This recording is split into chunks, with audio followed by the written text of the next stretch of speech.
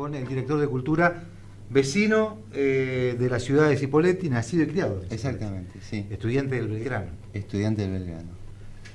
Bien, le contamos a Jorge y a la audiencia también que el equipo de Nuestro Río Negro abarca un gran rango de edades, y uno de los debates que se nos proponía era ¿qué es la militancia?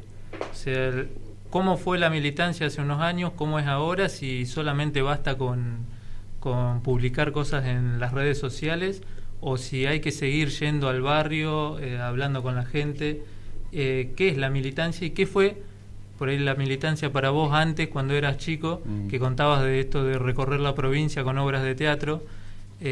La militancia desde el arte, y qué aporte le hace a la política. Mira, yo he sido una persona que siento que he sido militante. A mí la palabra militante me produce una doble cosa. Por un lado tengo un enorme respeto por la actitud militante, por otro lado la palabra siempre me hace acordar mucho a los milicos y me hincha, para ser honesto. Si existiera una palabra que definiera un poco mejor eso que llamamos militancia, me gustaría, pero todavía no la encontré. En todo caso, yo lo que te puedo decir es que cómo he vivido yo esa actitud militante y cómo la sigo viviendo hoy. Para mí militar es, en primera instancia, tener un ideal fundamental que supere tu ego, que supere tu necesidad personal. Yo creo que fundamentalmente quienes militan son personas que tienen una necesidad de formar parte del mundo, de sentirse integrados al mundo y de sentir que inciden en ese mundo para provocar cambios que desde su ideal entiende que deben producirse para mejorar las relaciones sociales. Eso sería mi definición de lo que es la militancia. Las herramientas varían según los gustos de cada persona, las capacidades, los talentos, etc. En mi caso, yo tuve la enorme fortuna de haber sido hijo de una familia de chacareros, mis padres, mi madre, de aquí de Colonia La Llanada, en la ruta 151, haber vivido toda mi vida en una chacra, haber tenido una fuerte raigambre con lo que es el campo, con lo que es la chacra, con lo que es la producción frutícola, la suerte de haberme criado entre peones chilenos que eran los hijos y sus hijos, que eran mis amigos. Entonces yo me crié en una combinación de familia de clase media acomodada, cuyos amigos eran los hijos de los peones. Eso me mantuvo siempre en un nivel de ubicación en la realidad bastante particular y muy interesante, que me permitió ni ser un creído, ni tampoco creerme que tenía la verdad del mundo para cambiar nada, pero sí, como un paneo de la realidad que me permitió comprender que había mucha diversidad en el mundo, ¿no? Entonces, a partir de ahí, el gran paso fue mi contacto con lo artístico desde muy chico, y que fue algo que por suerte mis padres a lo que no le pusieron ningún límite. Entonces yo pude desde muy chico tener contacto con el teatro en ese momento. ¿La primaria la hiciste acá también en Cipolletti? Sí, también, Jorge, en la Escuela 53, y una parte en el Colegio Don Bosco de Neuquén, que es una etapa que prefiero olvidar.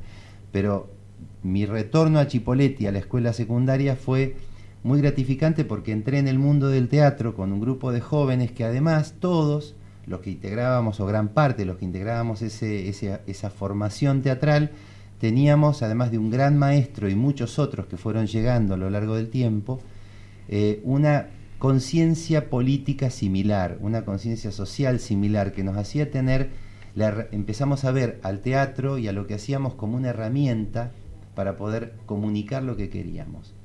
Esto fue fabuloso para mí, esto me abrió la puerta sobre todo en el teatro de títeres, porque encontramos, aunque parezca mentira, en el teatro de títeres un formato político de hacer teatro que uno no se imaginaría que el teatro de títeres tiene, y sin embargo sí lo tiene. Hay muchos autores que han escrito textos maravillosos con una fuerte carga política, con la cual nos identificábamos, y eso nos permitía recorrer las escuelas, trabajar para nuestros pares, para chicos de nuestra propia edad o menores. Te estoy hablando éramos mocosos de entre 13, 15, 16 ¿Quiénes años. alentaban y acompañaban esto? Fundamentalmente en ese momento Noemí Labrune y Cristian, su marido, padres de Bettina Labrune, una amiga, hermana de toda la vida, la que fue entonces rectora de la escuela Marcela Darrié, nuestro maestro de teatro Omar Fossati, y un grupo de intelectuales y bichos raros que había en la época, que de alguna manera eran como nuestro sostén ideológico para poder seguir trabajando como lo estábamos haciendo.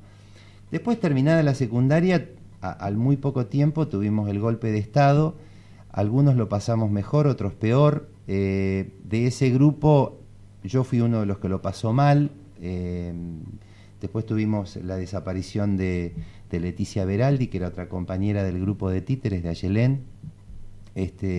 Yo estuve también en una situación complicada, detenido, desaparecido durante un tiempo, después me reaparecieron, después me fui como medio en un exilio interno a Buenos Aires a perderme en la gran ciudad todo el año 78. Después olvidé. Mágicamente algo pasa en la cabeza de los que pasamos por esa situación y durante mucho tiempo olvidé todo lo vivido, y hace cosa de 3 años, 4, 2009, 2010, me llamaron de un juzgado en Neuquén que habían investigado la causa en la cual yo había estado involucrado y que me llamaban para un próximo juicio que en algún momento va a suceder como querellante, cosa que me dio terror porque me puso otra vez, volvió a traer una fuerte experiencia que me emociona de solo recordar y que bueno, en algún momento voy a tener que blanquear desde el punto de vista de que si ese juicio sucede voy a tener que afrontarlo y voy a tener que salir adelante a enfrentar a esos monstruos que uno quisiera no volver a ver en su vida. Pero bueno, todo eso a uno lo marca mucho. Después de eso siguió una etapa donde la vida me llevó por otros lugares. Nunca abandoné la actividad artística, nunca abandoné los títeres. Me casé, tuve un hijo que tiene 30 años, que es un maravilloso artista, Juan Onofri Barbato, que es maravilloso. Su madre también. Con los años me separé, me fui a vivir a Europa, y en esos años fueron sí los años de la profesionalización, realmente, los años de decir estoy trabajando al lado de un gran maestro y dedicado exclusivamente a lo artístico, sin perder nunca conciencia, porque hay un nivel de conciencia que sí es militante en tu interior y que no se pierde jamás, ¿sí? Hagas lo que hagas. Pasados los años yo volví a la Argentina. Me tocó trabajar con una compañía deslumbrante de teatro argentino. ¿En qué año, Jorge? 1990. Mi vuelta fue por etapas, pero empecé a volver en el 93, me instalé definitivamente en el 98 y empecé en el 98 a trabajar en Buenos Aires con el Periférico de Objetos, a la par que yo dirigía aquí la Escuela de Títeres de Neuquén. Con el Periférico fue también entrar en otro formato del mundo teatral que fue verdaderamente increíble. Fueron 5 años impresionantes de viajes por todo el mundo, de éxito, de ganar mucho dinero, de estar realmente... Esa etapa donde estoy empezando a cosechar lo que sembré por muchos años, ¿no? Después conocí a mi última mujer, con la cual nos casamos, tuvimos una hija que hoy tiene 10 años, y empezamos a soñar el proyecto de tener un espacio propio de trabajo. Y ahí fue que tuvimos la posibilidad económica y el coraje y la energía para montar la Caja Mágica en Chipoleti. Chipoleti no tenía un teatro y nosotros lo construimos. Invertimos en eso, tuvimos el apoyo del Instituto Nacional del Teatro para una primera etapa, que fue para comprar el terreno, pero teníamos el terreno y no teníamos un mango para seguir, y de ahí sacamos los ahorros, de ahí vinieron las herencias de mi abuela, de mi abuelo, de mi padre, de mi madre, y con todo eso terminé el teatro. Y hace 4 años lo pusimos, pronto van a ser 4 años, lo pusimos en marcha, y creo que hemos logrado un cambio notable en el desarrollo de la actividad cultural de ¿Dedicarse la ciudad. al teatro de alguna manera implica militar el teatro? Es totalmente. Porque en comunidades en donde por ahí no es parte de la idiosincrasia, la ida al teatro, Ha sido, no debe ser fácil, ha sido ¿no? una lucha sin cuartel por instalar una forma de arte que no estaba en el hábito de la gente. Bueno, de hecho, no había un teatro, tampoco hay hábito de ir al teatro. Entonces tuvimos que, y aún seguimos trabajando en esa enorme tarea de hacer que el público sea consciente de que eso existe y se convierta en parte de su vida. Creamos el primer Festival de Teatro de Chipoleti en 2004, y a partir de ahí en 2005 la Fiesta Nacional del Teatro, y a partir de ahí todos los festivales internacionales hasta el día de hoy.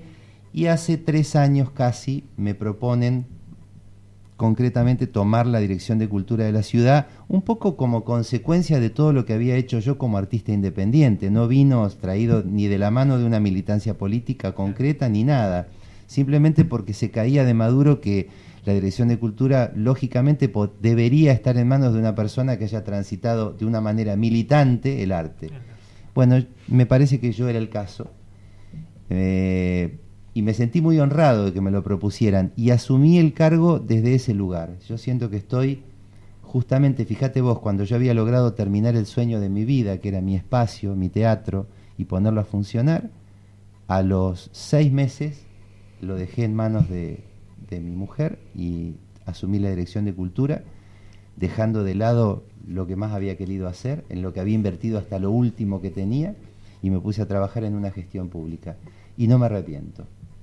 ¿Cómo es la relación del municipio, este arte, con el resto de las instituciones de la ciudad? Instituciones sociales como clubes, escuelas. Se la dejamos pendiente la pregunta. Vamos a los compromisos y volvemos ya con el último bloque, así lo liberamos a Jorge. Cómo no, gracias.